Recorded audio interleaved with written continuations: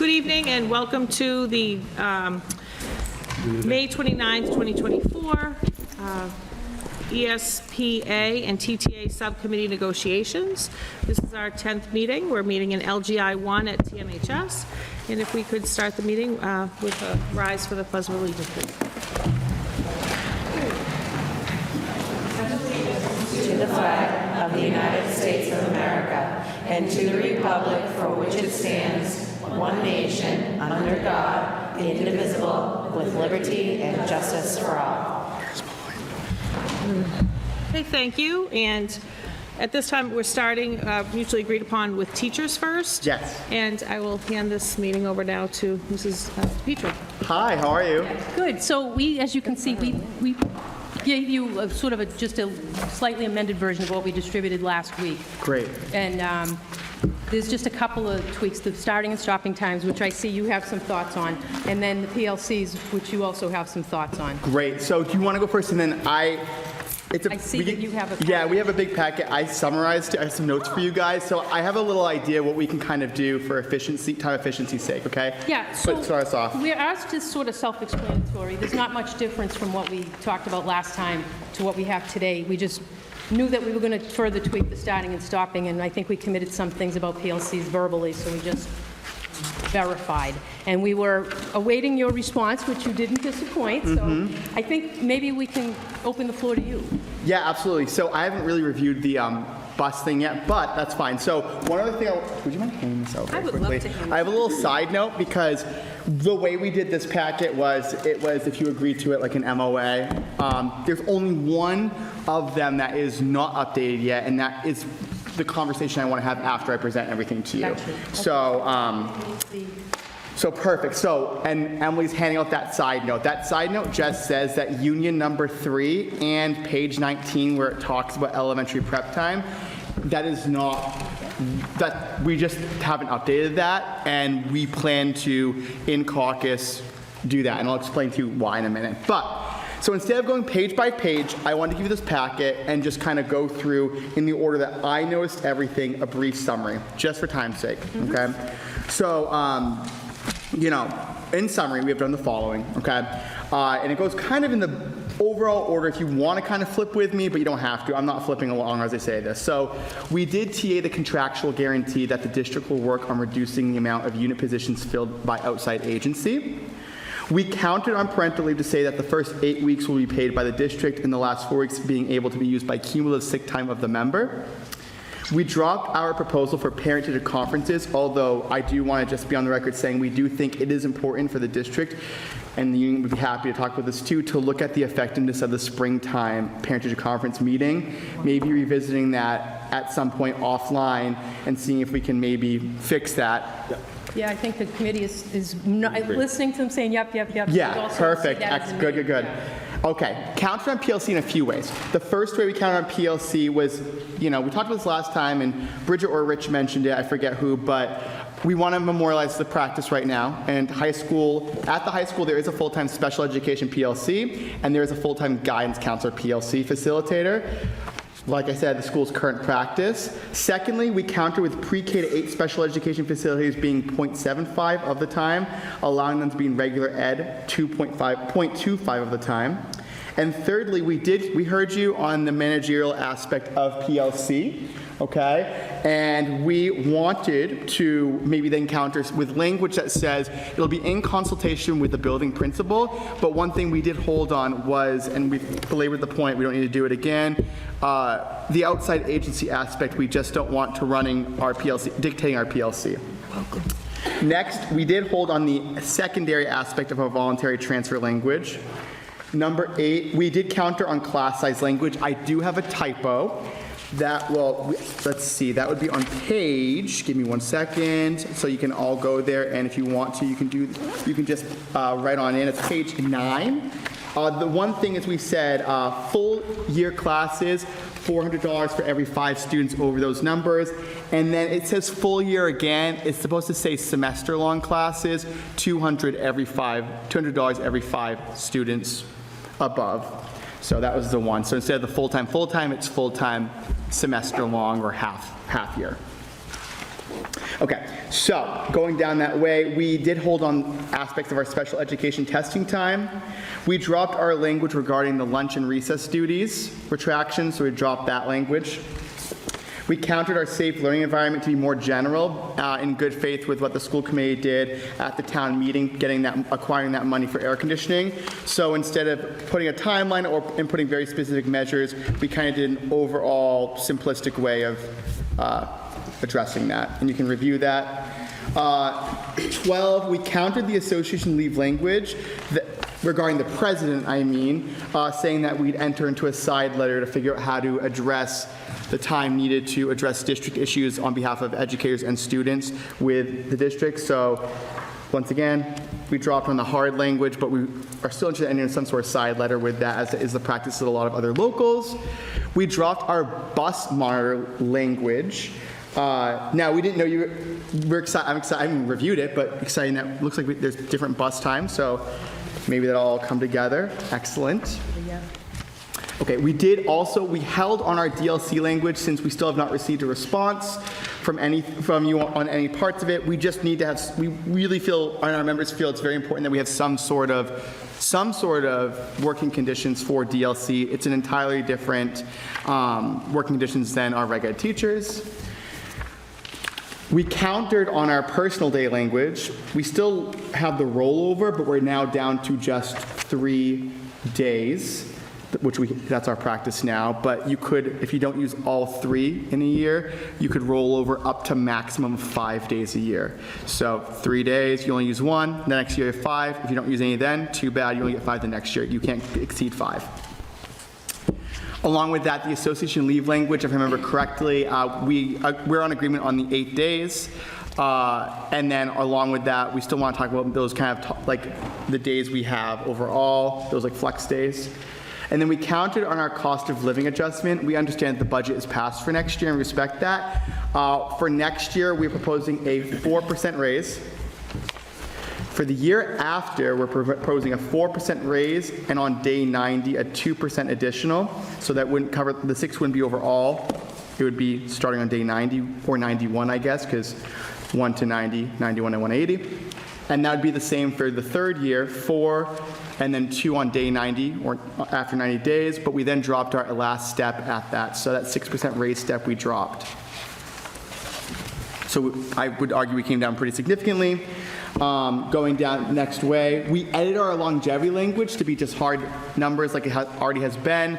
It's not drastically different than already is in the contract. I think we amended just moving up our max out from 35 years to 30 years of time in the district. And we did add a year 8 longevity, just to honor those people who do 8 years is a long time. Along with that, we came back on our Appendix B percentages to be 4% for 24-25, 5% for 25-26, and 6% for 26-27 for the Appendix B percentages. Now, we will review the bus times you gave us, but we didn't want to get caught up in the weeds on this because we have so many important things to talk about, right? So we had proposed some sort of task force to address the busing to make sure that our members are able to not have to stay past contract hours every day, and also to kind of figure out times. But I would love to hear where you guys are at with those bus times and see if that task force can be forgone completely, if that solves the problem that we've kind of been seeing consistently in our elementary schools specifically. And then we compromised on that academic stipended language of out of school year expectations. We still think that the team leaders and department leaders are really the ones that really applies to for the interviews. So we said we met you at, they may be expected to conduct interviews over the summer. So overall, like during our caucus, what maybe your side can do here is just review it, think of questions, think of any responses you want to give, any concerns you want to send our way. What we'd like to do before you were to caucus is 2 things, actually. There's 2 things to consider. One is, and you may have an answer for me, and if you don't, that's fine. The June 26th meeting, if you could propose what time range you're thinking for that day, that'd be great. I'm stoked by the idea that we're not going to be here till 7:40 at night. Could maybe be a day thing if it works for you guys, but obviously I'll let you guys talk about that, and then we can talk about it after the caucus. But the big thing we want to talk about, and this is where we left off at our last meeting, is the elementary prep time, right? And that's why the side letter says that's the only thing in the document just to kind of ignore for now. I think that was our last counter. So we didn't edit that because we just wanted to hear if the district had done any research on those frequent early release days that we had talked about last time. Do you want to take away from me at all? Is there anything else you want to? No, we had just kind of directly asked Superintendent Regan to look into how other districts do get those half days, either weekly or biweekly, and how they report to DESE on their numbers, since we were unsure of how lots of other districts can do it, and it doesn't seem feasible to do it here. We appreciate the question and we appreciate the request, but I'm not sure that how others do their calculations, if they do them in a way that we don't think is in compliance with the regs, that's not going to give us anything useful to come back to you with. What I can tell you is the district did its calculations based on what the regulations require and what it knows Department of Ed requires you to provide in your calculations. And based on those calculations, we came up with a number of early release days beyond which we are just not comfortable committing to. So I think what I'm telling you is what we told you 2 meetings ago, which is 6 is the number, and that's as far as the district is prepared to go. Okay, so I just want to clarify, I'm not asking you to calculate anything in an inappropriate way, which is kind of what you just insinuated. No, I didn't mean to say that at all. Okay, we would like to know if you spoke to any other superintendents on their number of school days, on their half days, on just how those minutes work out, not necessarily even, There wasn't any specific conversation that ensued about that. okay. That's what we're going to say about that tonight. Okay, our second question about that topic was to get a set answer on what we report from elementary as that transition time that you've spoken about many times. We can certainly talk about that. I think, Mr. Russo, you said that total was 67. Well, it was like 67 minutes, based on Yeah. what we calculated. That was factoring the lunch and recess, which is, I think, 45 minutes, if I'm not mistaken, or 50 minutes. Yes. 45, 50, I'm not sure. And then, Passing time to and from Transition, specials, you have to passing, yeah. build in something. yep. We're not talking about, and when we say this, we're not asking any teacher to give up prep time. I think we talked about this last meeting, and I know you talked about how if you're being realistic and Yep. you are a teacher. Not where I'm going, we Right. just want the set number that you report to DESE as to what is not time on learning. Yep. Right. So it was 45 for lunch and recess. Yep, It was 6 minutes of passing time between specials, so 3 before, 3 after. It was 5 minutes to from lunch and/or recess, because I know sometimes it flip-flops depending on the class or the grade or whatnot. And then 10 minutes at the beginning and end of day, so 10 total. In other words, if your dismissal time is 3:05, they're not walking out the classroom, stopping learning at 3:05. They're packing up and getting ready before, say, 3 o'clock, let's say, for example, in that scenario. So that's the 67 minutes in total. and you said the 10 is a total of, 10 of total between the Beginning beginning and and the end. Yeah. Yeah, it And- might be and- 2 and 7, it might be 5 and 5. Well, and It's just it a- also fluctuates from one school to another, so the principals at K4 did their most conservative estimate, where at the center, there's quite a bit more time in the afternoon spent transitioning, you might say, or packing, where at different grade levels, less kiddos, or beginning year versus end, they made a very conservative look at beginning and end. And Emily, on one other thing to point out too is those 67 minutes per day is times 171 full days. And then on the half days that are allotted today, which is 9, I believe, in the school calendar, it's a total of 16 minutes. because there's no lunch and recess those days and things like that. So we didn't just say, hey, it's 67 minutes per day times 180 days. It's not, because we know we have half days today already built in the schedule. But you said you did 60 for a half day? 16, Oh, 1/6. Yeah, 1/6. Yeah, it's very difficult to pin down at the easiest one, which sounds very crystal clear, is the high school because of bells. However, there may be minutes throughout the day at the very end where kids have already left class or lunch. We don't count that as every day all the time. With elementary, you have one extra prep per week. So now when you maybe look at 3 minutes to get back and forth to that special, out of instruction time, you average that over 5 days. That's 2 minutes. So it's tricky. If you look at each of those classes, as we all did as an administrative group, you have to think about all those nuances. And as I said, that's a very conservative, low estimate, which gives us, and I think, what do we have, 9 half days 9. to consider. You still average that one extra 45-minute over 5 days. Do you understand what I'm saying? If it's 3 minutes to and from out of instruction time, so you get that full 45 minutes, divide that 6 by 5, it's 1.2, I think. And you add all those up. The specials still happen on a half day, going to and from, even if the day's abbreviated.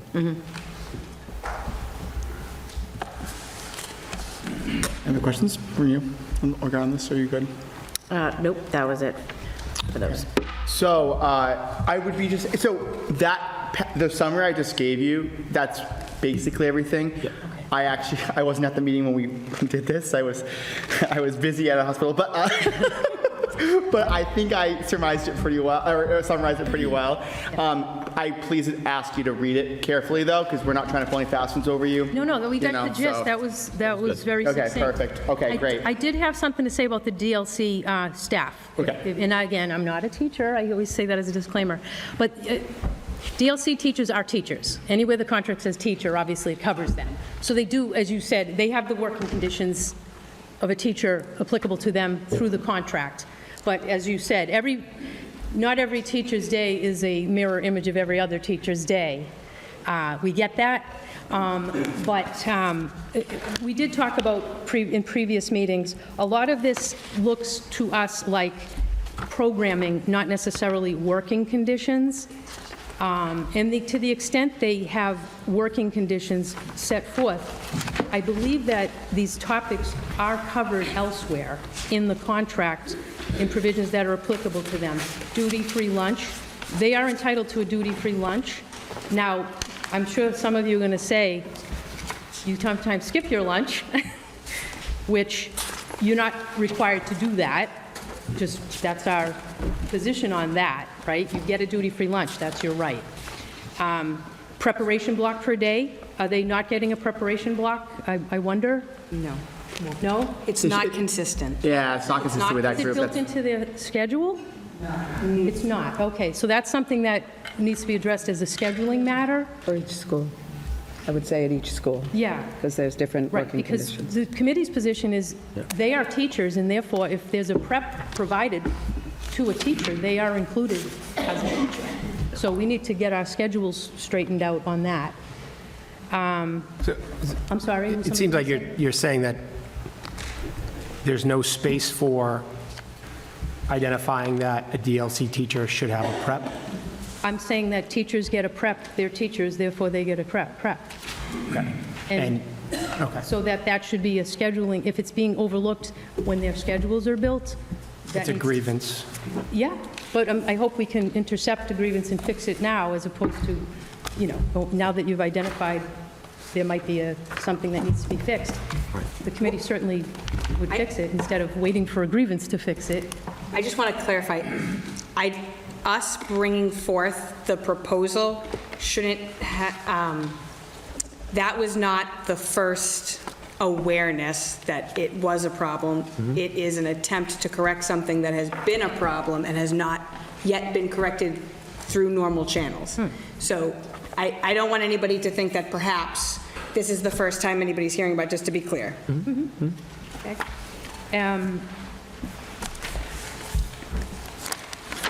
So the duty rotation, I see number 5, which makes perfect sense to us. We can discuss whether there should be language about the rotation of duties. I mean, I think the committee would view number 5 as sort of, that's something that the committee would weigh as part of equitable distribution of duties anyway, but we can talk about whether we need to put that language in there. Own teaching methods, techniques, practices. I mean, to the extent other teachers enjoy, that professional discretion, they're no different. But they shouldn't enjoy greater discretion, They have the same as teachers that teach, less needy or general ed students. And number 7, we can't agree to that. That's a programming and staffing level decision. I will say, if you don't mind, this is the most progress we've made on this language so far in this negotiation. So anything you can parse out as a team that would allow us to make some progress on this, we would absolutely look at. I think the frustrating point from us is that we've had this in there. Our DLC members have made it clear that, things don't work out as practically as they're written in the contract. Yeah. So our frustrating part is that it's just come back with just a nope. So I think anything you can parse out that we can look at and play around with, would be more than happy to look at. Yeah, I think you've noticed that sometimes contract negotiations aren't really about what you want in the contract. Sometimes it's about bringing to light something that may not be working in the way it should. And this might be an example of that. Sure, yep. So we'll talk about this in further depth. But as I'm looking, we did reject the proposal back a few meetings ago. We did, because our take on it was, as you remember, programming, and then there were already teachers teaching staff. Can I just make one? Yeah. So sorry, it's like the ice cream cone all over again. So I did just say, I understand your comment about sometimes proposals really just meant to bring things to light, but I did just say that that's not what this was. This is an attempt to fix something that has been brought up. Programming has been brought up. Yep. The needs of special ed students in the district has been brought up many times before. The unique difficulties of being a DLC teacher with a variety of staff members who, because of the way we're outsourced, change regularly from time to time, those unique needs have been brought up frequently. And so this is not like trying to send out a beacon. This is a desperate shake. All right, because so nothing's been done. to your point, I know you may disagree with me because I think we've had conversations like this before, but what a student needs, obviously, is discussed at a team meeting. And the team consensus controls, and if a parent disagrees, they obviously have a right to reject in part or in whole what the district is proposing. So I think we'll stop there, because we've had this conversation before. But we will talk a little bit in caucus about this, but we'll talk a little bit more in caucus. So before we caucus, I see the bus times as a pretty self-explanatory. Yeah. Do you feel that these bus times would help avoid that issue that we've been talking about with with the elementary teachers and educators? Well, basically, we kind of just were able to move everything ahead 10 minutes. We're trying to address the issue of the end of the day for our youngest kiddos. And we heard that concern. We felt like we needed the 40-minute gap between schools to be able to get one tier of students delivered, get to the next school on time, and be able to begin the next pickup. And the combining of the center and Ryan students feel eliminates a few problems. That 7 to 9 minute gap between travel time between the Heathbrook and the center, or the Dewing and the center, would be eliminated. We'd get rid of it also would use all the fleet for that tier of buses. All 23 buses would be servicing those kiddos. Those routes are going to be real short, tight, because we've actually never had 23 buses covering the whole town for one group of students. So those routes will be pretty concise and allow them to get kids home or kids delivered and get to their next school. So we feel like that's kind of an efficiency that gets created when we put those kids together. We heard some feedback already from parents who do pickups at 2 schools that it's impossible to do when they're at 2 different schools at the same time, and it's different geography. So they did share that having them together made more sense if they're on the same site. And then we think we're going to get some efficiencies combining the PK times with the end or the beginning of the day at the K-1 schools.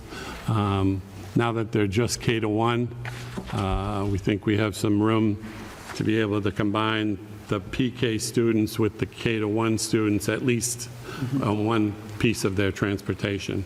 In the middle of the day, there'll be PK-only buses, vans, excuse me, but at the end of the day, we'll get some efficiencies by being able to combine those kiddos. So we know we have some challenges. Traffic patterns are going to be a definite challenge we're going to have to face and figure out, get creative on that. Concerns about the students' ages being together. We've had 5-year kind of age range traditionally from K to 4 riding together. I guess it's a little different going 2 to 6. It's still 5 years, but they were different 5 years. That's understood. So those are some of the challenges we know we have to face, but we think the positives sort of outweigh the negatives, and we think that overall it's going to help us get people where they need to be at the end of the day in a lot better fashion.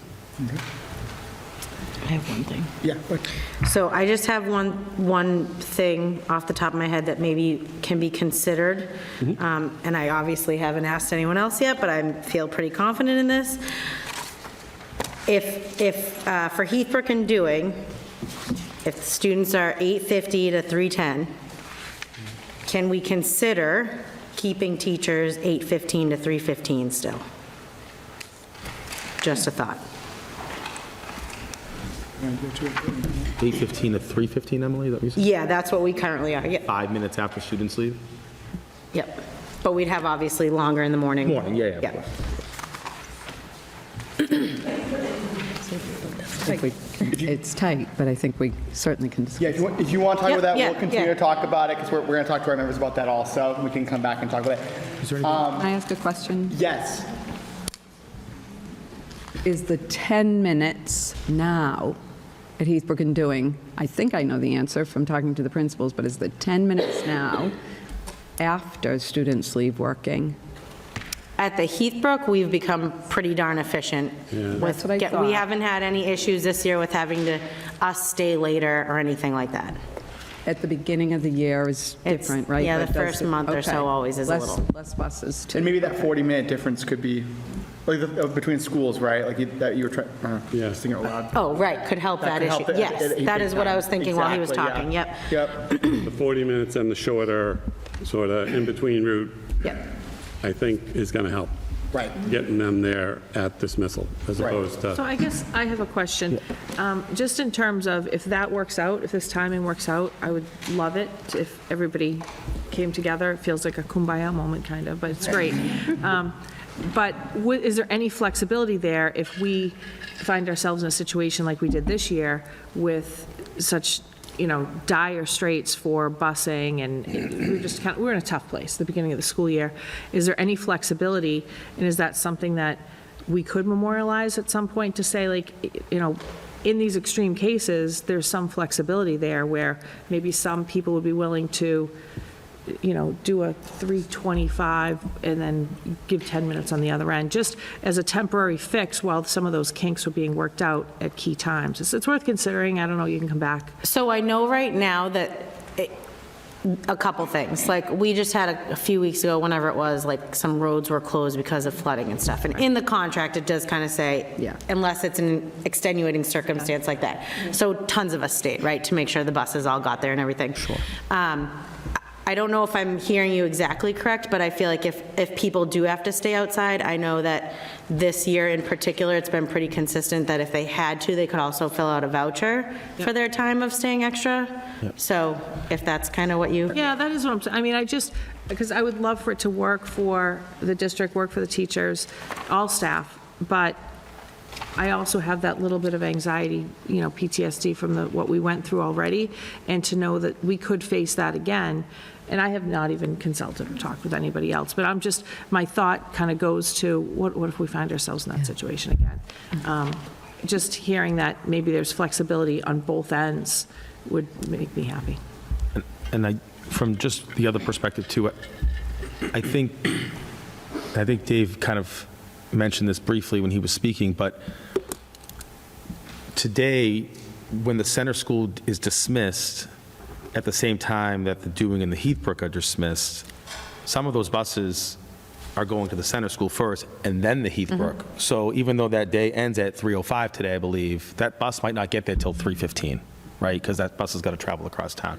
Whereas under this proposal, there's a little bit more, there's efficiency gain there so that you're not having to wait for that bus. Right, past that's that what I'm display. thinking, It yeah. should be there. So, so we'll consider that as well. I think that's fair. I think also to think about this too, because this is much more, we're going to talk about this obviously, and you are too, and then I think we're pretty close here. I think the other big thing is too, there are certain situations, like Emily said, and I think you're thinking about, which that's a little different. And then when we had a more consistent issue this year, we worked out something to kind of fix a very consistent issue pretty collaboratively. So, and that involved it wasn't the we proposed, but it was some sort of two teachers stepped up at the center, and it worked very well. So Yeah. One more pro of this plan is we're not using all the buses at that last tier at the end of the day, so we'll be able to find late buses for our Sooner than, in high school that we've been struggling to find with our fleet that's all busy at the end of the day currently. We'll only be using about half the fleet for the Dewing and the Heathbrook, so we'll have drivers that are finishing up and be able to get to those other schools and cover late buses for activities and extra help in a more consistent way. okay. And then I already kind of read ahead a little bit. It looks like special education at the high school would get a PLC, yes? Yeah. Okay. Very exciting. Okay. And then I think everything else. Yeah. We hadn't changed anything else. We were frankly awaiting your response, and like I said, you didn't... That's what I figured you would be, give us yeah. a response. Nope. So we'll discuss in caucus responding to your response. Okay. So we'll discuss both the busing, obviously, you'll discuss everything, our packet, and then if you want us to discuss maybe a time range of what we're looking at for the 26th of June. Yep. Is there anything else we need to discuss? I forget now. I think that might be I everything. did confirm today with Nancy O'Hare for the 26th is fine, so she's reserved the room for the whole day, so it's just a matter of figuring out the time. Yeah, and then we'll have you hear that from you. Okay. Okay, so, 30 minutes? How much time would you guys like? yeah, we want to caucus now? Yeah. Okay. What time do you want to return? 30? 30 minutes? Okay. Yeah. Is that okay? So 5:30 or 5:35? 5:35. 5:35. Great. Motion to... You have to motion. we all know now. Robert's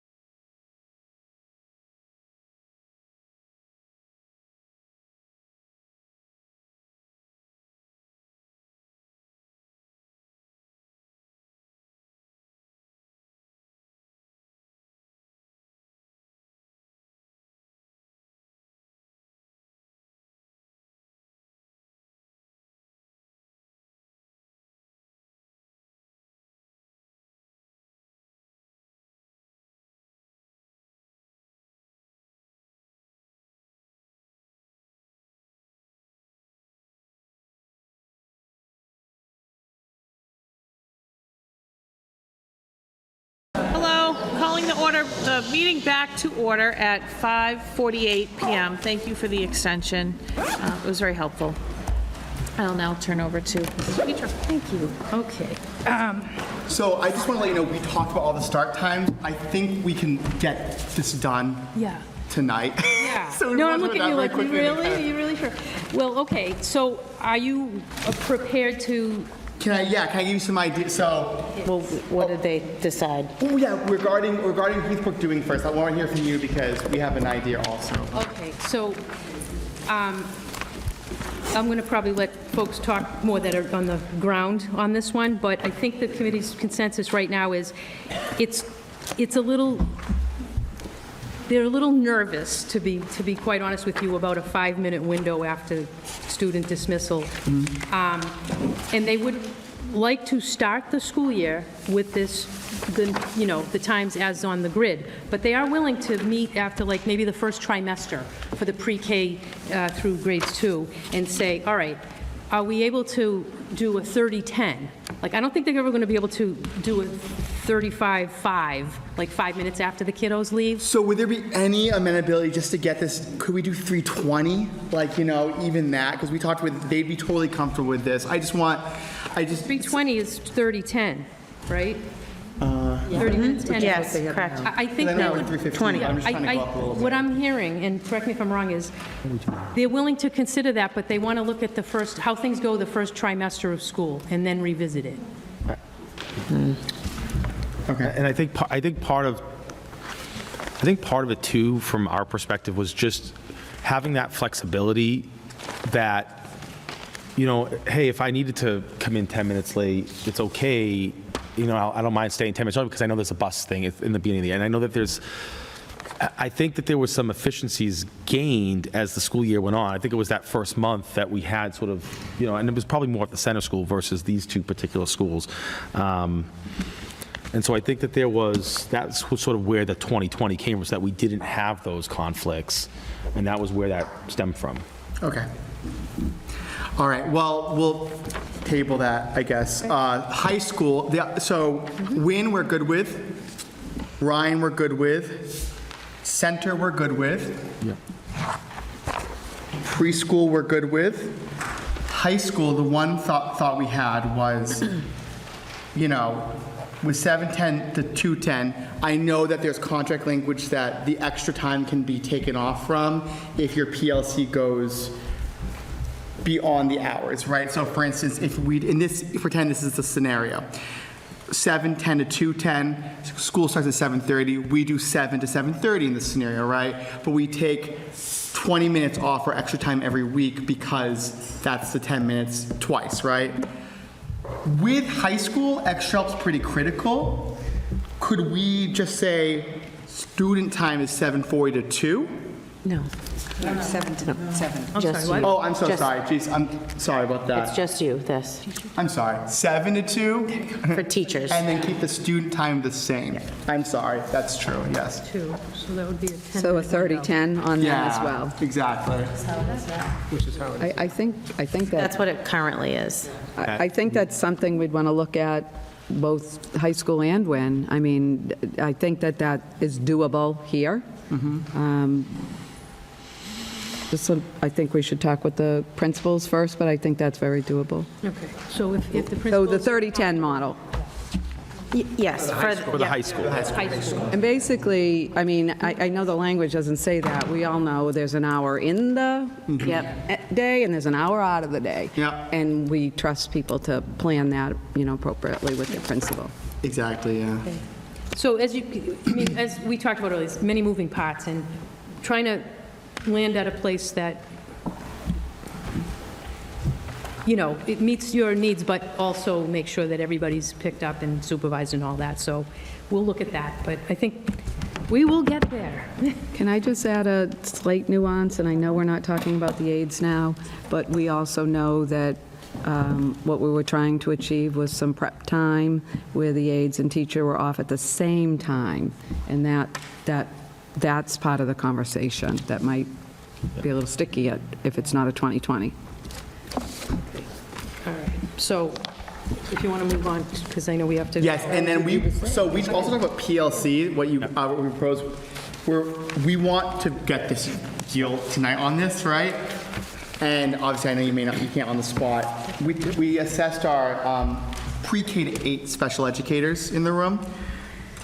They said a 0.5 situation could be really good for them, half with reg ed, half with special educators.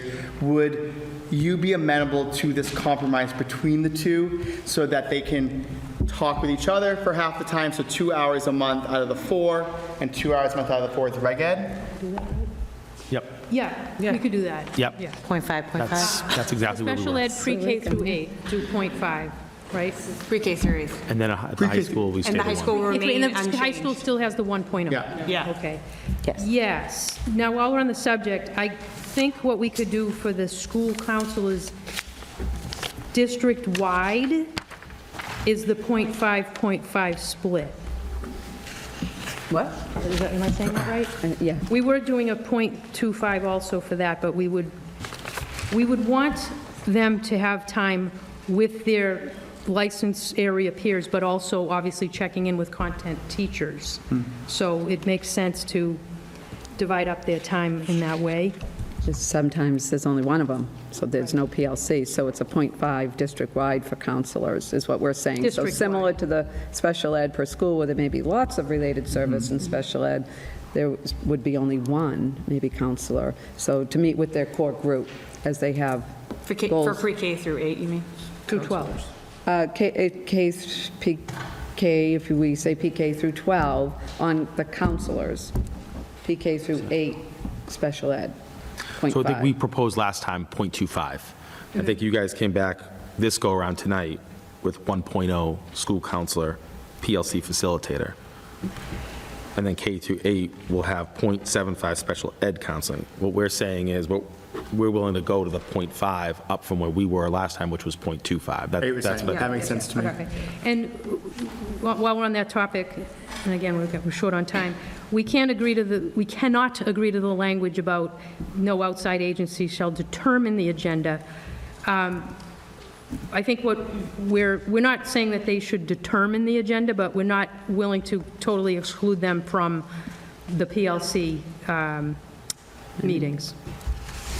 I just want to make sure, we said PK through 8, special ed, 0.5, PK through 12, school counselor, 0.5, and then high school special ed, 1.0. 1.0 high school, yeah. So, okay, we can talk about, do you want to make a point? Would you want to say?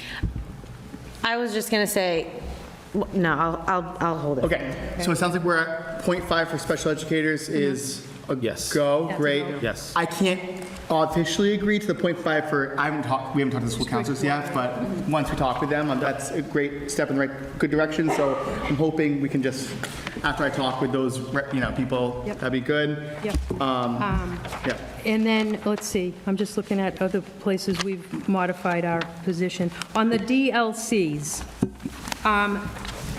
we are amenable to your concept on number 5 about duties, because if they're doing van or bus duty for their student, that is their duty. So their duty rotation is already taken care of. They're getting the credit for that. So if you want to memorialize it in the contract, we're willing to do that. On number 9, with release time to observe and visit schools to, for that stuff, it is our understanding that that's happening, but maybe you're having different experiences in different buildings. We're amenable to putting that in the contract as long as we say something as well that indicates it's mutually agreed upon times and it's approved by the principal. But I think there's an understanding they have to do this, and of course, if it conflicts with their time with students, they should be released as appropriate to do these functions. So we're amenable to 5 and number 9, but we might have to tweak 9 just a smidgen to retain, the administrator's ability to make sure all the pieces move together. But the rest of it, as I mentioned earlier, in our view, the rest of it is either covered by the contract, or it deals with programming or staffing levels, which we're not amenable to putting in the contract. Just a clarifying question on that. Sure. Do you mean principal approval of the time? Of the, Principal approval of the event happening? well, if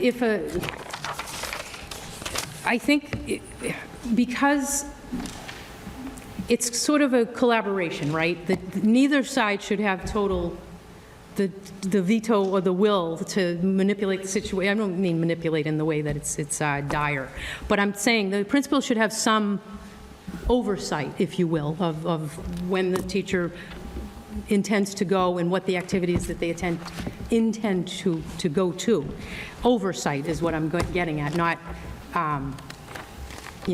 trying to convince somebody that it's not something they should be doing. So you're not trying to cancel out the event? No, they understand they have to do this. It's part of the Yeah, just to process. coordinate. Could be wrong, but I believe in Article 8 that already does give management that purview of providing release time in the event. Isn't it this, you may know better than I, but I believe release time is already in there. Yeah, We can, but, I am. yeah. All right, and then quickly. We discussed it before. Yeah, we have, for longevity, I'm skipping ahead to page 14. Okay. We are prepared to add $200 to each of the existing levels. After 8 years, it didn't resonate with the team because those folks are already moving through the steps. So we get for people that have already, landed on step 10 and beyond, or step 10, they have years beyond. So it made sense to enhance each level by $200. Spoiler alert, that's what the ESPs requested in the last session, right? So we have something coming that addresses that with the ESPs. And let's see. I'm just trying to figure out if we've modified it. I'll get to that. So right now, we're not prepared to respond to your salary or Appendix B modified salary. We did some quick numbers for year one only. We didn't look at years 2 and 3 yet, but for year one, if your proposed salary increase puts the school committee's budget out of balance by about $840,000. I should say the current snapshot, because every budget is a snapshot at the time that the budget is developed. But if prior years are any indication, we would predict with some reasonable certainty that level of salary increase would put us out of whack by about 840, which means if we said yes to it, we'd have to find $840,000 worth of cuts. And we're not interested in doing that because it's not good for you and it's not good for kids. And again, we didn't cost out years 2 and 3 yet, but we just thought we'd share that data point with you. Can I respond to that data point? Sure. So I like to think that there's lots of ways to draw a straight line, right? You can go left to right, you can go right to left, down to up to down, diagonal. Seems like your straight line, from what you're saying, is that in order to afford salary demand, our solution is we have to cut. Well, That's what you said. well, I think that it's a statement of reality where, I don't think it is. So to continue okay. my point, yeah, I think another way to look at it is we need to demand more from the town side, Mr. Montori's side, more specifically from local tax receipts. Seeing as there is a significant year-over-year overage, an underestimate on the budget, and an overperformance on collection, on actual, as far back as 2017. Free cash has risen, upwards of 300, 400% in the last 4 or 5 years. Stabilization is up over 600%, or I know that's not completely accurate, but I know that it is grossly over 100%. So can I? So I think, yeah, and I'm happy to receive commentary and rejection. I am happy to have it be a two-way street. Yeah, of Just to finish the point, cutting is not your only solution. Political will to demand more money is also a solution that is in the best interest of kids. so, Not just that we have to cut. well, the budget appropriation for the first year of the contract has already been voted, Agreed. town meeting. Yep, and Mr. Montori gave a presentation saying that at October, special meeting, there is always a fluid process of the budget to meet demands, to meet budgetary demands. Well, I think we talked at length at an earlier meeting, but I don't know if you wanted to review any of the points made previously. I know we're running out of time, but...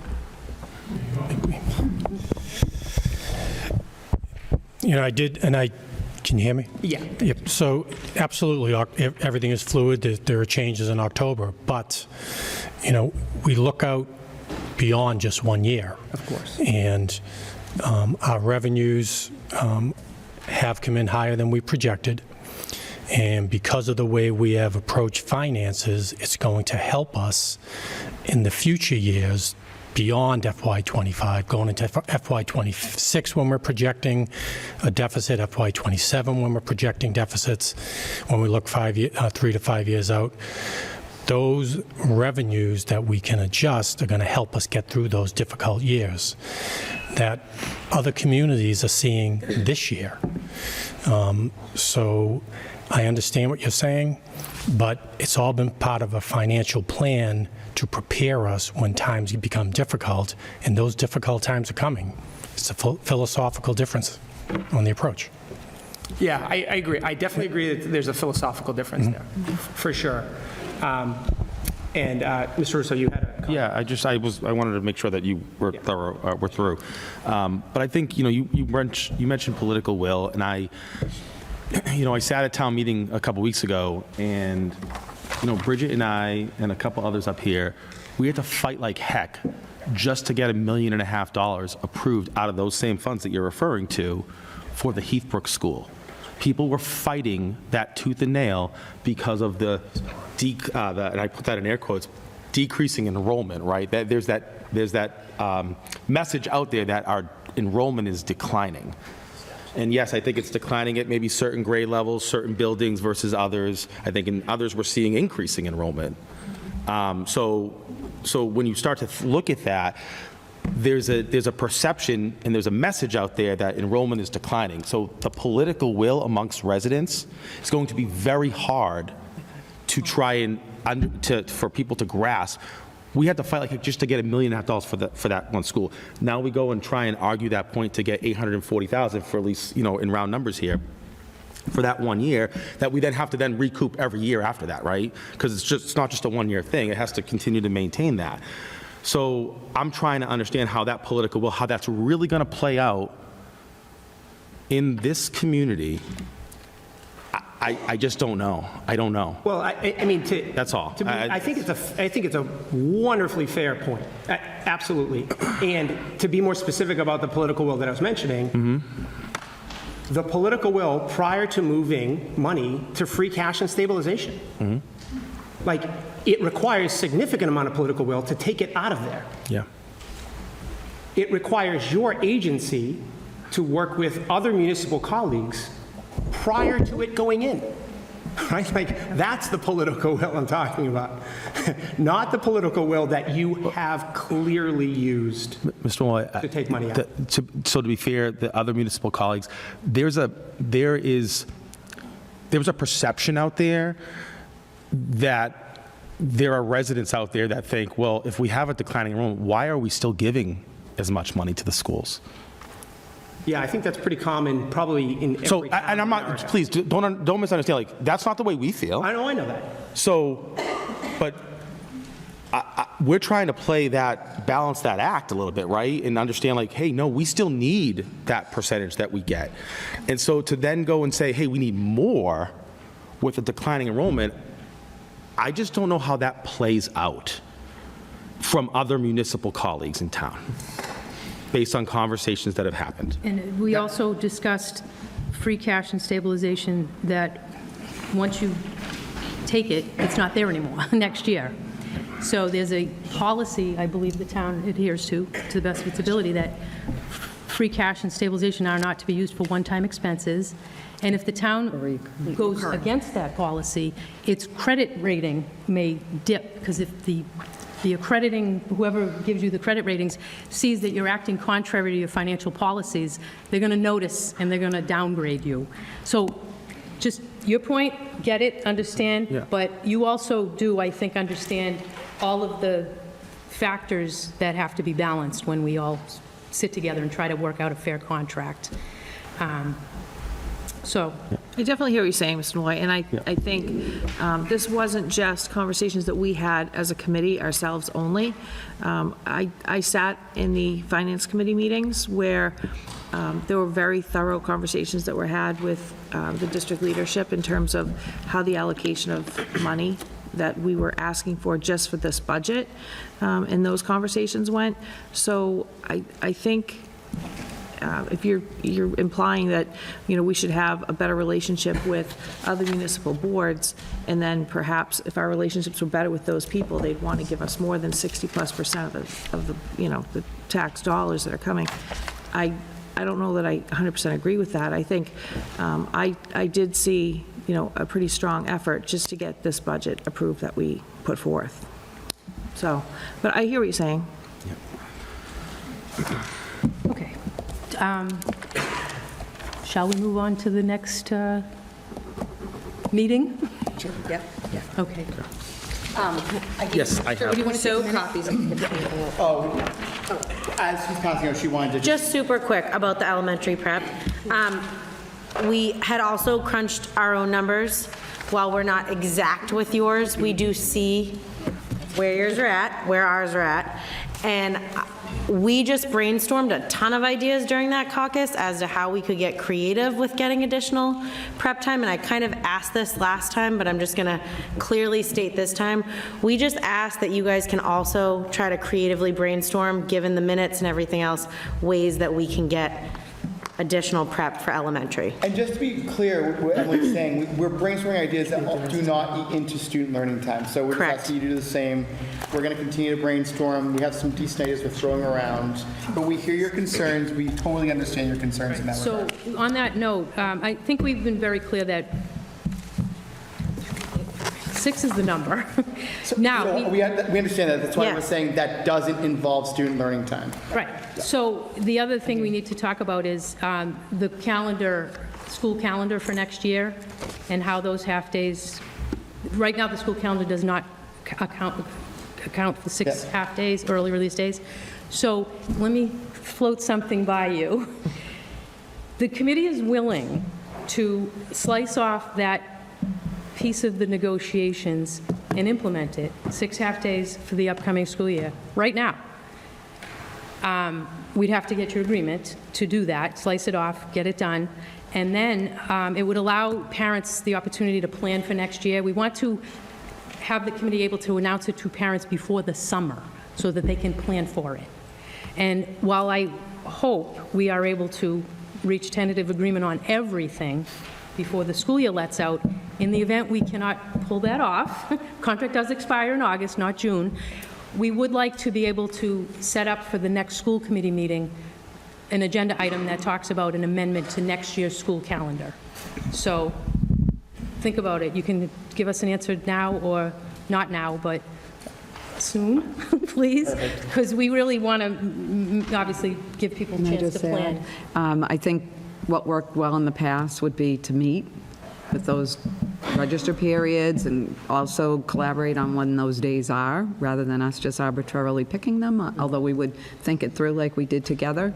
And the next school committee meeting is June 12th. So if we're to get that out to parents before the school year ends, that's our school committee opportunity. And we do meet next week, so maybe we can think about that when we meet. So, I mean, we're not asking anything from you to do this, so it's just kind of a, let's just at least do that. You can even keep that, you don't have to, let's just see if we can just get that accomplished, and then we can keep rolling with negotiations. All right, so just to sum up, we just want to we hear you on the student learning, and that's why you're going to be creative. And we also hear you that June 12th could be a really good opportunity to implement those days. Yeah. We just ask that you also hear us, that the minutes right now, we just need to figure something out because Yeah, I'm a what little, they do is unbelievable. I'm confused about what creative ways are available to solve that problem. Like, That's what we're asking you to do. We're doing that same thing, and we already came up with 2 or 3 quick, brief, not completely thought out I was gonna say, ideas. so you're not ready to, Nope, because we yet. haven't thought full logistics through, Gotcha. but we do have ideas, so, and that don't take away from time on learning. So we're just Or cost money. Or cost money. Okay. Cost money. That'd be great That's to an hear. important That sounds perfect. All of that, let's do it. I'll make All a, ears. I'll make All a, ears. we're all kind of at least trying to frame the issue in the same way. Thank you. That's good.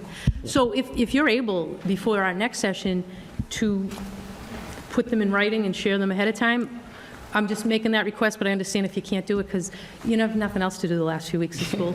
So, yeah, all right, thank you. We'll have more conversation. Okay, so, do we need a break, or are we all good to just? I need- We're good.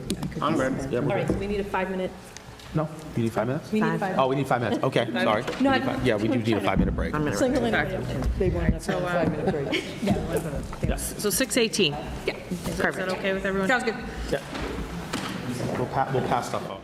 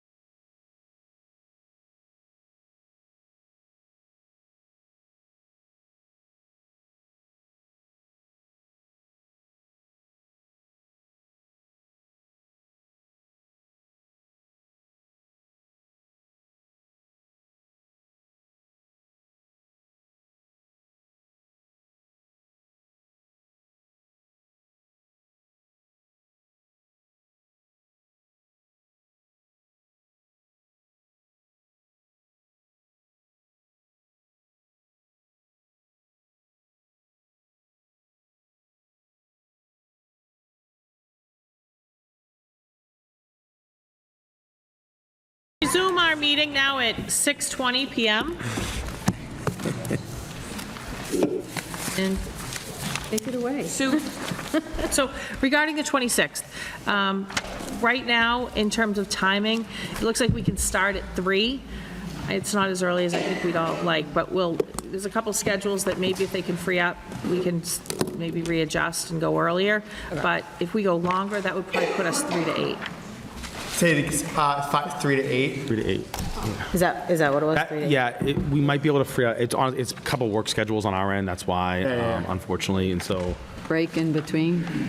with the break in between. Like a 2-hour, 2 hours, is that what we're thinking? No, I think we were trying to get a longer. Trying to do it longer, I agree, Right. yes. We were only doing the one meeting in June. So I think that was the rationale behind it.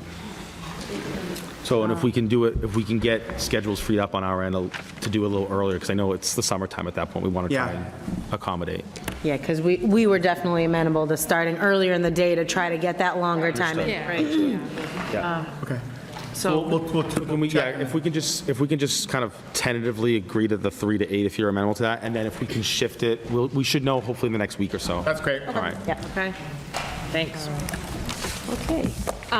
So we wrote up what we told you last time, so I don't know if you want to go through that first, and then I know that you're overlapping in some places, which looks good, but just for the formality of it. Yeah. Okay, so the only common proposal I put on the ESPs was the one that we had agreed to with the outside contract, so. Then, next up is the, sorry, I wasn't double-sided. So the next one is actually the same, except we fixed the additional part, which you also seem to have fixed the word, adding the word additional into that section. Oh, that's funny. So that seems fine. We did adjust the 60 to 100 minutes. I will explain that in a minute, because we're gonna get to there, okay? It looks as though you have the same longevity idea as we did, so that is great. And then the part about the paychecks, tuition reimbursement. I think you just wrote it differently. Okay, let's see.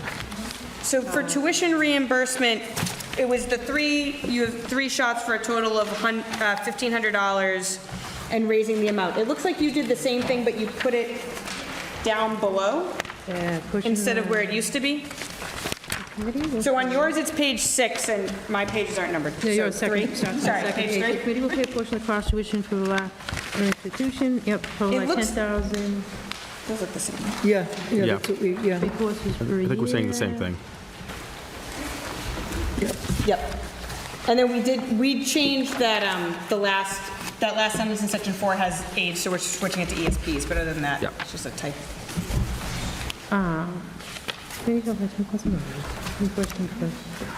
What? I hate to point this out, but yours says reimbursement for 1 course per year. Did you mean 3?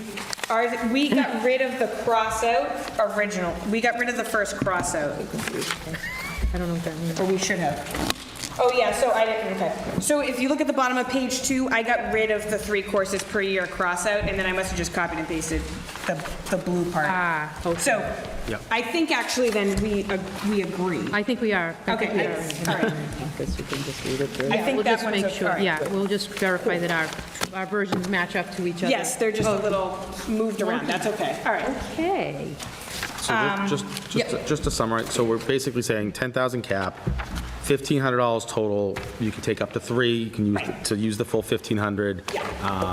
Any one individual ESP can take advantage of that. Right. 100%, right? Okay, I agree. Can we just, while we're on it, on page 1, you have ESPs working in 181 days, but I noticed further in, you have them working 184 days. Yep, there's a caveat, there's a caveat. Oh, Well, I love there's caveats. There's a working All right. kind of thing, sorry. Okay. We didn't know how best to make it kosher, but there's a working. Okay, so then the next part is the duties. So in order to make the math easier, for student supervision, because there does end up being some like unaccounted for time then, if there's 200 minutes and there's 60 guaranteed for prep, but then it tilts the scale towards the duty side, and to be honest, the ESPs in the past have been used as like a catch-all for like, oh, well, we don't have, not to make it sound like the students don't need supervision, but it's kind of been unequitable. And so we thought of taking the 200 minutes and just splitting it right down the middle. So, Can I stop you there? What do you mean inequitable? I'm not So- sure what you mean by that. ESPs end up doing an inordinate amount of duties in their building, and then because either the teacher cannot cover, so they get thrown into it, or they get thrown into it consistently because there's, oh no, we suddenly need somebody over here. Oh, we'll just grab the CSP and put them in that spot. And so we're looking for some kind of management of that time, some guardrails of that. Are they being taken out of their assignment to cover duties, or are they being taken out of other time? in the day? Both. I'm going to call it both. Okay. It depends on the situation. Okay. The principals are always looking at what is ever the trade-off you're making, but it Okay, seems to sorry be to both. interrupt you. Okay. It's okay. So that was just our split 50-50 essentially. So 100 minutes to whatever the prep needed to be, and then 100 minutes to duties, or student supervisory duties. Okay, so then we get to the 181, 184 conflict. So we understand the professional development, like the desire of the district for ESPs to now re-enter the professional development they offer. We are still very worried about the offerings because they have been Lacking is good, it's the term we're going to use. So we would like to, for year one, add a day, which would be the first day of school. So that, you know what I mean? There's that gap in between. It'd be the first day of school, and one of the things that happens during that time is that the ESPs hold a meeting, like a collective meeting, to discuss PD with someone who would then be appointed to the PD committee, like there'd be a representative, to go through options, to go through ideas, to go through what are you looking for, what kind of stuff we're doing, all this type of stuff. And that then that PD could be planned out as the year goes on, and then they would start 184 days, year 2 of said contract. So that's why there's a little discrepancy here and there, because we're trying to account for this like gap in planning. Can I just clarify Yeah. one thing? Sorry. So just hypothetical, so for this upcoming new school year, you're saying that There'd be- Tuesday in August, whatever that Tuesday, Yeah, the day whatever before that day is, yeah. kids come in, you're saying that the ESPs would all meet and then they One would of have... the things they would do. One of the things that they would do during that time, and then that would be to factor in for PD for the following school year. Right, so 'Cause the PD for district next would year is have already... time to plan for it, get them, Understood. scheduling is always, I understand scheduling can be a nightmare for some Yeah. PD people and whatnot. And, you know, if there's something specific, we understand there is a lag in PD planning that has to go on, there's a future vision, that type of stuff. Yeah. We do know that the current PD committee did start talking about ESP offerings and things like that, so we want to build on that work and make sure that it's, you know, something that the ESPs are getting out of the situation. So that was our kind of in-between there. Yep. And then we were fine with the faculty meeting thing, I think we had already said works. So, I'm sorry, so a second full workday, So- a 182nd workday starting this coming year? Yeah. And So it would the be, Go ahead. it would be solely for ESPs to confer with each other about PD? No, this is one thing that would happen that day. So we would Got you. just like some Carve out time to time? be allotted to that Got it. meeting. Yeah. And wherever makes the most sense. But some of it would be that, some of it could be prep, go through the IEPs for the coming year, go through all that kind of stuff. Just that would, most definitely, that meeting would happen. Got it, thank you. Yeah. Okay. So then, another point of Yeah. clarification, I know, I'm not even checking to see if it's in here, but you had consideration for wanting ESPs on the professional development committee that currently exists now? You would want that in addition to this little, Yeah, it's also to pick somebody to do that, once we meet as a group. Gotcha, okay. Then to delegate somebody to join that committee for the year. So that makes And try sense. to come up with something Yep. that's useful for us. Because the PD committee has done very good work over the last 2 years, and so they feel confident putting somebody on that committee. Yep. Yeah, okay. that makes sense, thank you. All right. Okay, so then we have an altered salary schedule, so we are dropping the idea of dropping a step, if that makes sense. So instead of cutting down to 6 steps, we're going to keep the 7. I don't know the percentages, because if I'm being honest, the Excel sheet got a little much for me. But we did rework some of the percentages over the years, and we brought the high level down a little bit. Looking at adding the time to the day, general inflation, the commitment to add in the PD days, we do think, and the backlog of ESP wages versus, you know, general, another job, we do think that the living wage part of this is pivotal. In order to make the whole thing happen, having movement there and making that a priority is key in order to get these hours and to make them meaningful and to get this time in the building and make it the best for our students. And then we did put in the part about the, like the stipends, we talked about the RBT thing, which I saw that you put in as well. The PM bus duty that can be crossed out. We had the meetings out of order, so. So the van and bus monitor at the $15, that stays, but then the PM bus duty thing that matched the teachers, that's. You withdrawing that? Yeah. Okay. We had so- the meetings in a different order, so we realized Got that. it. Can I just get clarification on the salary table? So, Emily, are you saying that the tables as they're presented or as they're modified here, this is for the 7-hour, 184 days? 184, yeah, with the understanding that would be, yeah. Okay. All right, thank you. I'm just curious if there was an hourly rate breakdown. Well, that's No, why I they're asked paid that, on so an we can look annual, at the- they're paid on an annual salary, so no. Yeah, that's why I asked that question, yeah. Okay.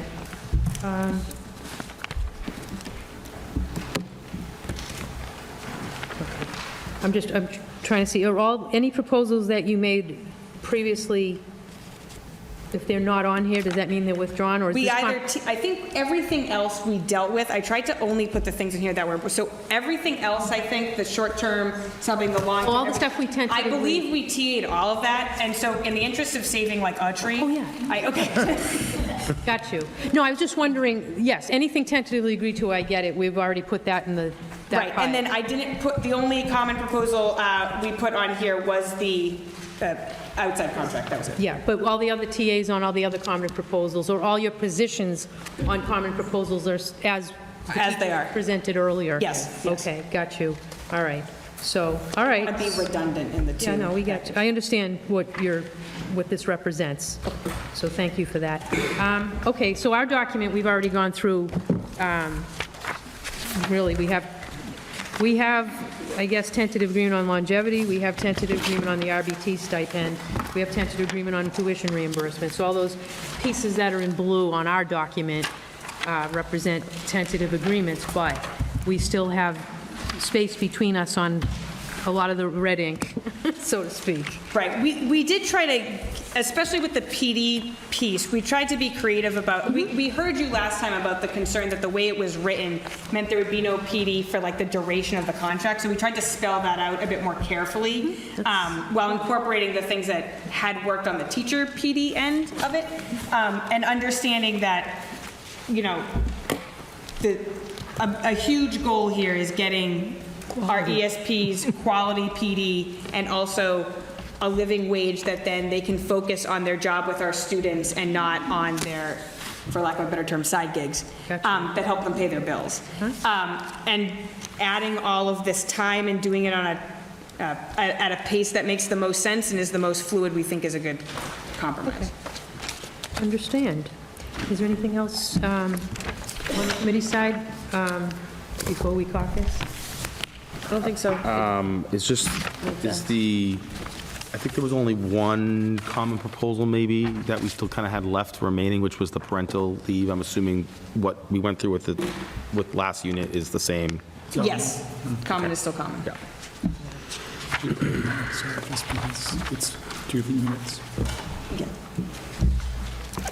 Okay, You so, wanna- Should we caucus then? yeah, so we'll, if you don't mind, we'll take the caucus and, 6:35. We'll say 7? 7? 7 o'clock's great. 7? 7 p.m.? Text if you need more time. Yeah, thank you.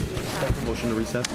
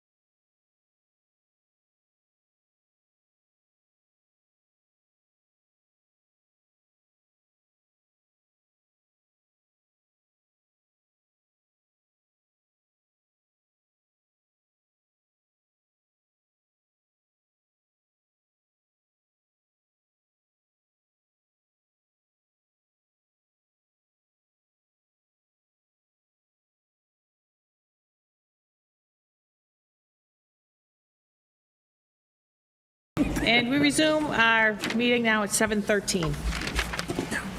Alrighty.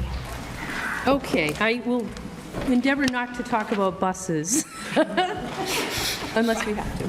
All right, so in no particular order, this just kind of as it springs to mind.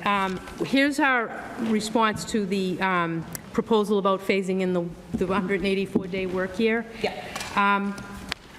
For people that are new employees as of this coming school year, the district would like to have them be present for 2 more days, like 184 days, so that they can have a robust onboarding process, to quote the corporate world. Wouldn't those 2 days be later in the year? They would probably, I think, be 2 days before the teacher/existing returning ESPs, 2 days before. So I think That's when they happen now with our current, any new, teachers. in de-escalation too.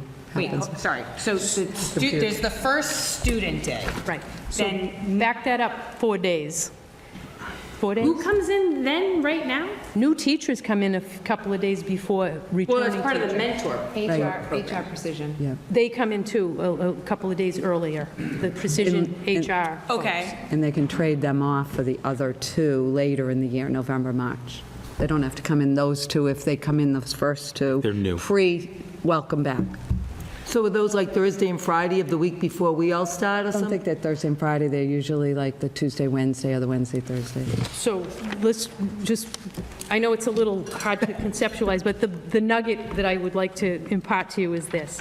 For returning ESPs, the first year, their work year will be 182 days. New people, their work year will be 184 days. As of the second year of the contract, everybody's work year will be 184 days. Can I ask a clarifying question? Sure. So are the 2 days beforehand just for next year, or is 184 days not going to match the PD days for the teacher 184? You know what I mean? The way it is now, and the way it's been the last few years, is those 2 first onboarding days are before, only in the first year, or if it's a CPI type of a training. Oh, It so would then- not- So it would cycle the second and third year. Everyone that stays is on the 184 school year, right? But okay. anyone new, again, would get the onboarding earlier in lieu of the other 2, I think would be, I mean, if you think about it, someone who's never done the position, coming in with 0 training, it just would be irresponsible for us. Can I ask another Set someone loose without any type of training prior to Can I starting. ask another clarifying question? So I understand that right now that's HR does that. The company puts on those onboarding days. Well, all we do. So can I just ask what that looks like? Like what happens? I'm just, this is a curiosity question. Like what? Good question. There's I don't want to call it Aid 101, but there's what is the role, what is the position, the confidentiality, but there's also CPI. Not the De-escalation. full CPI certification, but de-escalation techniques. I'm sorry, I did not know this existed. Who delivers the information? Like, I know that the teachers have to mentor me, so I know like who does that, but like who is doing that on the and maybe if it's not the HR, like company people, if it's the district people, who does that? Yeah. I would say there are times it's been both. There are times Candace Starrett's team is working with them. There are times Brian's working with them. They've differentiated different rooms. Okay. So it can be a variety. So I have a question now. Is this going to be, so every new hire will work the 4 days before school? Every year, the new hires will work the 4 Can I days just- before school? Yeah, just because there's a little confusion, I think, on both sides with, and in my head, how I kind of rationalize it is, there's day 1 and day 2, and then day 3, all the students arrive, right? And then before that week, Right. which is kind of this thing in question here about this onboarding, I've kind of referred to in my head as -1, -2. Okay. Right? So -1, -2 is where all the new hires would be. They'd have this onboarding, this 2-day workshop, et cetera, however it's done, for any new ESPs to the district. And then on day 1 and 2, those new hires would still be there. That's their 184. The November, March, is out for them. For that one. For the returning first year. ESPs, they're working day 1, day 2, not working the November and March in year 1. In year 1, and then And in working. year 2, it's the 4. Okay, as I normal. understood that part, okay? But that wasn't my question. My question is, so every year, new hires are going to work -1, -2, 1 and 2? Correct. I think Then I we think would we need to need- onboard all new hires. Okay, then I think we need something in language to say those -1, -2 days will be able to trade off That's fair. 183, 184. In lieu of. Yeah, in lieu. So I think there needs to be On language. balance, you're right. Or, Everybody- Yes. or days -1, 2, new hire, day, welcome back day 1, 2, everyone. Day 3, 4 for the new hire, optional. With pay. Okay, but there has to be language. I think that would be agree. appropriate. We We'll agree with definitely that, work that out. If you agree, we can work out language that says basically Covers that. So that we agree with your proposal that year 1, returning ESPs will work 182, and during the first day, Day 2. it will be a combination of meeting as a unit to determine what your input will be for PD, to determine who your representative, and we'll talk about that in a minute, will be. And then the rest of the day would be a combination of IEP review. Or prep, I should say. To say, that would be Yeah. prep. So that would be that day would be filled up with those activities. Okay. So in terms of a representative, I guess we do have a PD committee, but it's not memorialized anywhere right now, right, in contract? I don't think it is. But we can certainly say there is a PD committee that, I mean, right now it's comprised of administrators and some teacher representatives.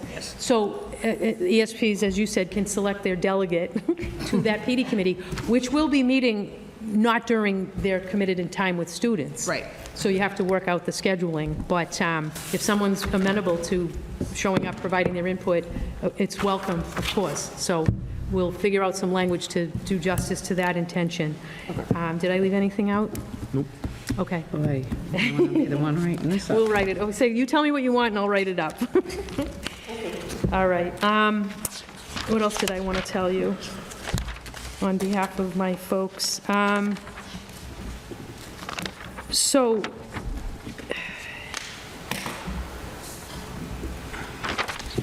I think we need to clarify something we talked about at the tail end of our teacher session, right? About my idea or my team's idea that I announced to you about getting the school calendar settled, maybe even before the contract is officially ratified.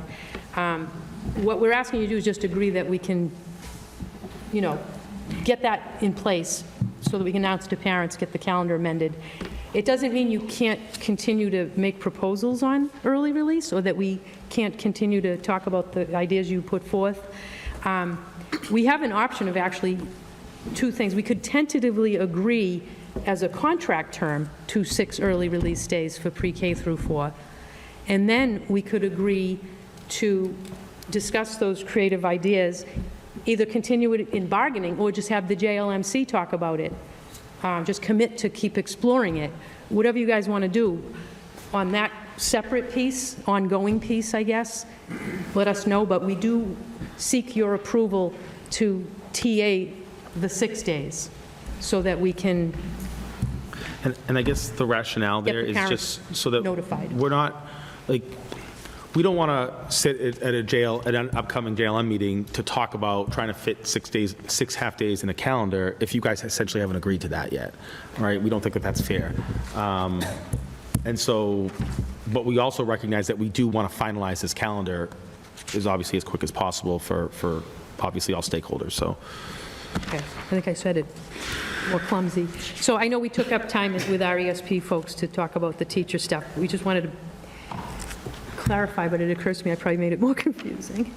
Okay, let's see. What else did we want to talk about? Your proposals.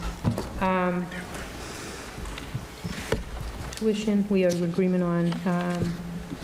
We'll look at the notion of splitting the extra 200 work minutes per week.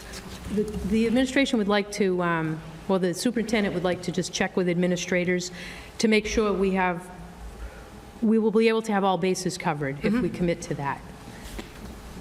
So we'll get back to you on that. We're going to just do our homework and come back next session with some more feedback on that. Okay. And on the parental leave, I know it's not set forth in your document, but your position is the same as the teacher Yes. proposal. So you may know this or not know this, but currently, no employee unit, either in the schools or the town, have 8 weeks of parental leave not paid from sick time. And it is a financial hit, if you will. We've costed out to the best of our ability, that. But we have offered you, as you know, something that other units in school and townwide don't enjoy, which is a parental leave bank. And we also committed to you, if you wanted to, instead of that idea, maybe make the sick bank a wellness bank that would include use for both serious illness and parental leave. So that is a departure from what other employees currently enjoy. And the committee is reluctant to widen that gap. So what I'm saying to you in summary is we're maintaining our proposal on parental leave, with the exception that if you want to take that parental leave bank and do the other idea about the wellness bank being expanded to include it, we're amenable to that. Yeah, I think even talking about combining it in for the whole unit between the TTA teachers and ESPs as well. Shared bank. As a share, if the combined unit was willing to potentially consider that as well. Okay. All right. And we have to, well, we have no response on your salary proposal at this time, but we did do some quick calculations, and as we mentioned with teachers, there is some imbalance to the budget. If the budget appropriation for year one remains as it currently is, which we expect that it will be, we're now officially about, I don't want to misspeak, but about 500,000 apart.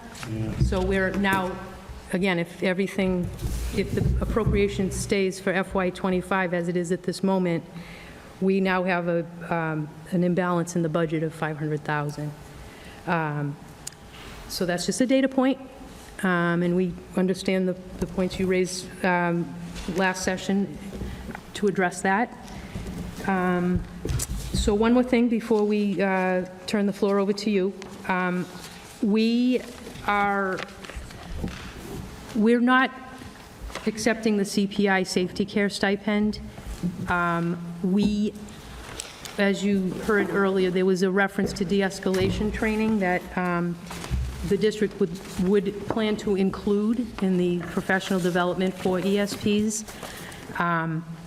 So that's within your work time, paid by the district, and But didn't you say that that wasn't a complete certification or training? there could be folks that were specifically CPI certification trained, but there again, that's something that the district would identify as this person, because of the uniqueness of their position, requires that level of training.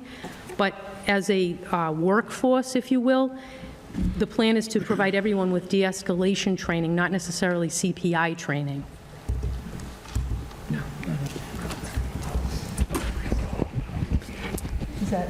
Am I fairly summarizing?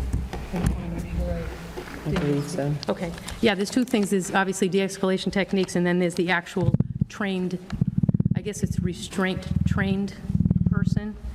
I think the bottom line is we're just, how else can I say this? We reject that proposal. Okay. Can I just ask a question? So are you saying that you will no longer have any ESPs restraint trained? No. I mean, anyone can obviously get CPI trained if they wish to. We would never discourage that. And there's also occasions when the district identifies the need for that specific assignment for that person to have that certification.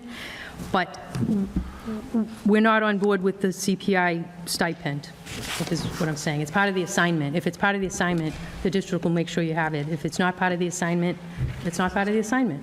So, okay, so if someone is specifically working with a student or students, and it is deemed that that ESP needs to have restraint training, they would still receive restraint training from the district? Of course. If that's the credential that's needed, they'll get that.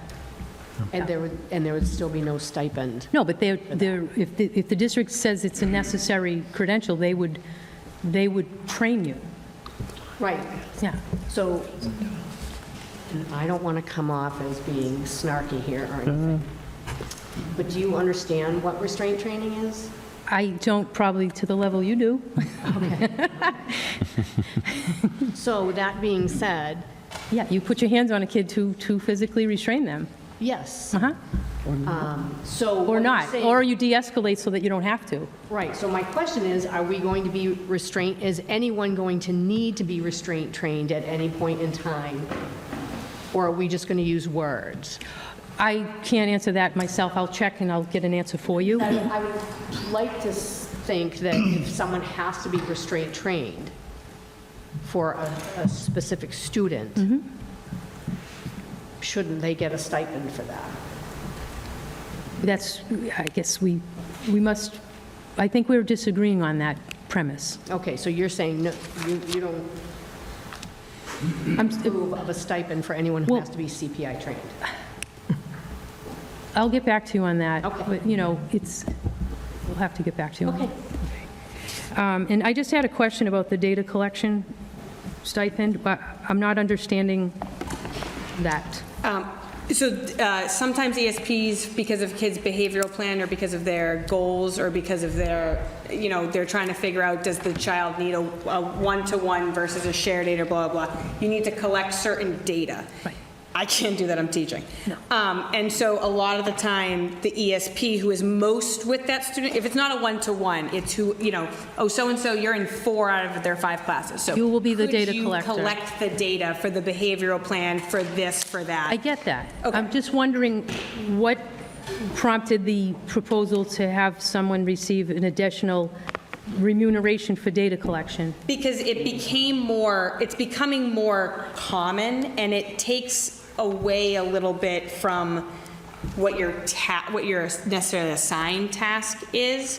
And so it is something specific that you don't necessarily always have to do. So now we're saying, in addition to helping the student, could you also see how many times they do X, or how many times they don't do Y, or, so it's adding another level of the job, because ESPs don't normally collect data. I mean, everyone collects anecdotal data, but filling in this chart so that it can be used to guide the IEP or the behavioral plan or whatever, that's asking for a specific task. Right. So they're not necessarily working extra hours. They're just, within their hours, they're doing more, It's is an what you're additional saying. task within the time frame. Yes. Got you. Okay.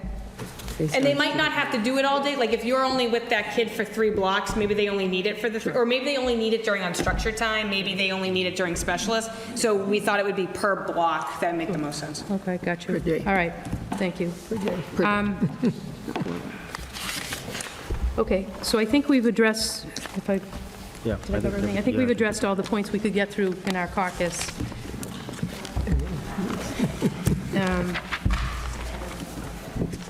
So I'm not sure if you have any follow-up at this point.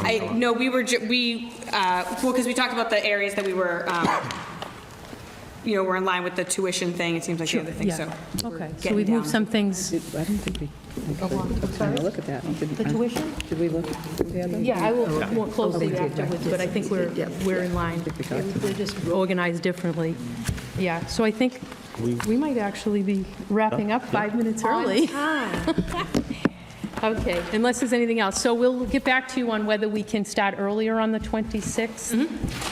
But there's work commitments that are at issue. We're trying to work those through. So we'll get back to you on that. Okay? All right, well, motion to adjourn. All right, we'll adjourn at 7:33 PM. Thank you.